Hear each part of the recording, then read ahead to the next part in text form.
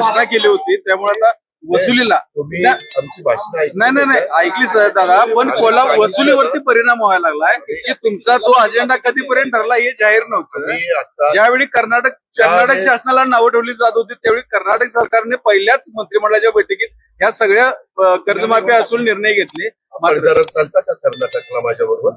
आज काय त्या परिस्थितीत सरकारची झालेली आहे, आज पगाराची काय अवस्था आहे. मी सीएम ला विचारतो, सीएम साहेब आपण काही बोलला का? सीएम मला म्हणतात तुम्ही काही बोलला का? काही कुठेही बातम्या पसरवतात, काही करतात. तुम्ही चौथा स्तंभ आहे. जबाबदारीनं वस्तुस्थितीला धरून बातम्या दिल्या तर विश्वासार्हता सगळ्यांचीच वाढेल. त्याबद्दल काल चर्चा झालेली आहे, त्याबद्दल चर्चा झाली. ती गोष्ट स्वतः विधानसभेचे अध्यक्ष राहुल नार्वेकर साहेबांनी अतिशय गंभीरतेने घेतलेली आहे. राज्याच्या मुख्यमंत्री आणि दोन्ही उपमुख्यमंत्र्यांनी त्याच्यामध्ये लक्ष घातलेलं आहे. काल शेवटचा दिवस होता, त्या संदर्भामध्ये आम्ही चौकशी करणार आहोत. हे खरंच त्याच्यामध्ये तथ्य आहे का नाही हे आम्ही पडताळून बघू.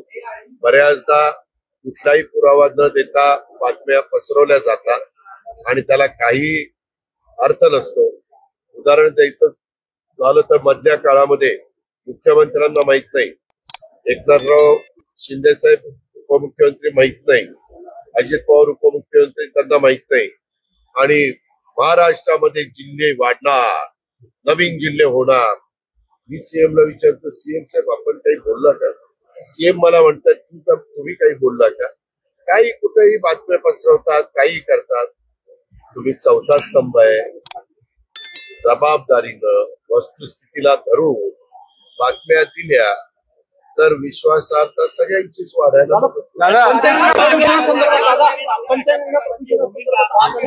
चर्चा त्याच्या संदर्भातली पण झाली. त्यांना निधी आलेला आहे.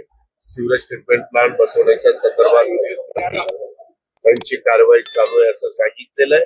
परंतु मी त्यांच्या लक्षात आणून दिलं की बाबा हे जर केलं तर उद्याच्याला विस्तार वाढ झाल्यानंतर ही जी नवी गावं येतील त्यांचा पुन्हा ड्रेनेजचा प्रश्न निर्माण होईल. तर त्याचाही साकल्याने विचार आताच्या एसटीपी मध्ये करण्याचा प्रयत्न.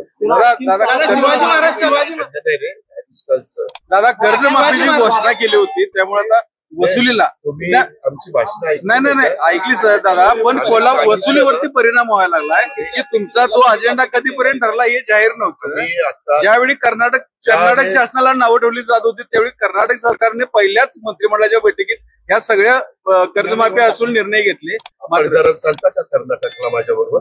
आज काय त्या परिस्थितीत सरकारची झालेली आहे, आज पगाराची काय अवस्था आहे.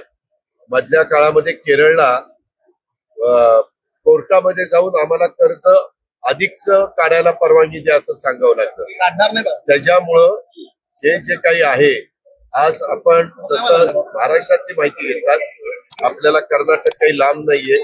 पलीकडे तुमचे तिथं काही पत्रकार मित्र असले तर त्यांनी काही योजना जाहीर केल्या आणि त्या योजना आता त्याची अंमलबजावणी करत करत करत आज काय परिस्थिती आर्थिक तयार झालेली आहे हे आपण जरा माहिती घ्या.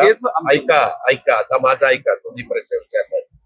आम्ही राज्याचं हित लक्षामध्ये घेता राज्याची आर्थिक घडी विस्कटणार नाही, आर्थिक शिस्त लागेल, अतिशय विचारपूर्वक यावेळेचा अर्थसंकल्प आमच्या महायुतीच्या सरकारने सादर केलेला आहे. तो सर्वसमावेशक कसा करता येईल अशाही प्रकारचा प्रयत्न आम्ही केला.